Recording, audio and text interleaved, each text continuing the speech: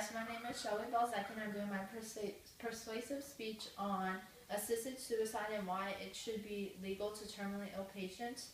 I just want to give you a background story of what I have. The one time there was a mom bunny, and her babies over behind our shed, and the mother got killed, probably something ate it or something like that, but the bunnies were left there, and they had no way of getting like the nutrients from the mother and stuff like that, or food or water.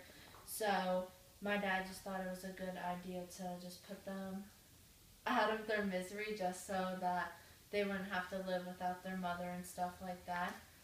But imagine if one of your loved ones was terminally ill, whether it's cancer or disease, anything like that, and they were just constantly going through chemotherapy or radiation, and they just constantly had to do that, and you could just see them becoming weak and fatigued and not being able to get up. Um, Sometimes they're given the option of either going through the chemotherapy or they can just end it.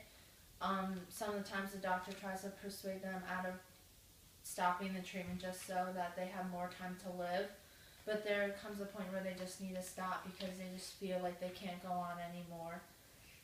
So just to fully understand why I think that assisted suicide should be legal is just the whole background of it, and what some states did make it legal, and then some of them they still have it illegal. And then the personal autonomy, and that is basically our right. So just like before, I said that the patients can refuse treatment. For example, the whole chemotherapy thing.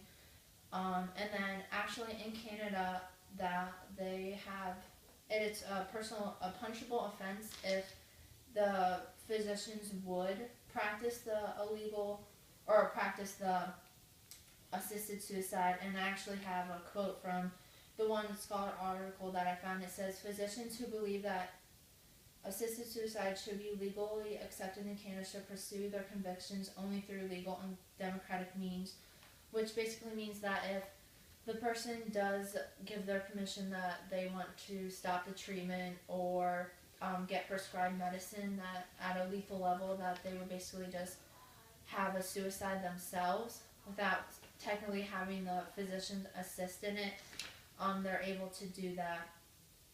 But the states that are legal here are Oregon, Montana, and I believe Washington. They all have made assisted suicide legal, while the other states won't approve of it. Also, there was a whole case, Lee versus Oregon, that there was a group of physicians and terminally ill patients, and they were at a facility where they wanted to basically just have the physicians end their life. And it was a whole controversial topic because of how Amendment 14 says that no person should. Hold on, let me find this. Amendment 14. Oh, no state may deprive someone of life, liberty, or property without due process. So basically, it just means that you can do whatever you want. Basically, that you are born free and you should be able to make your own decisions without having the government deprive them, I guess.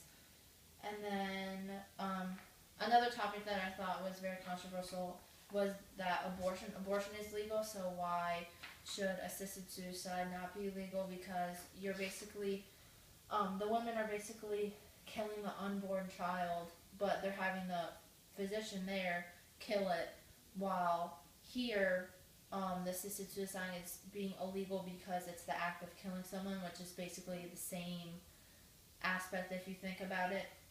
And then just the last thing is that every human being should live and die with dignity. Every person has the opportunity to live a good life, and they just basically pave their own path, and they can choose what they want to do. I know a lot of people think that this shouldn't be legal because of the whole moral aspect, determining what is right and wrong. I mean, we learn our morals from our parents, peers, teachers, everyone above us, and we go from there. Even if we think it's something right in the moment, we know that it's wrong in some case. But I just think that assisted suicide should be legal, because if you get over the religious and legislative aspects, that you don't want to see someone that you love having to suffer just because of that. And another quote that I found really interesting from our speech book, it says, should we call Susan B. Anthony wrong for illegally voting in the 1872 election? Rosa Parks disorderly for refusing to give up her seat. Gay couples immorally for coming together in marriage. And then the one that I thought of is, should those who want to end their life, those who want to end their life immoral for going against God and wanting to plan their death instead of letting it just happen.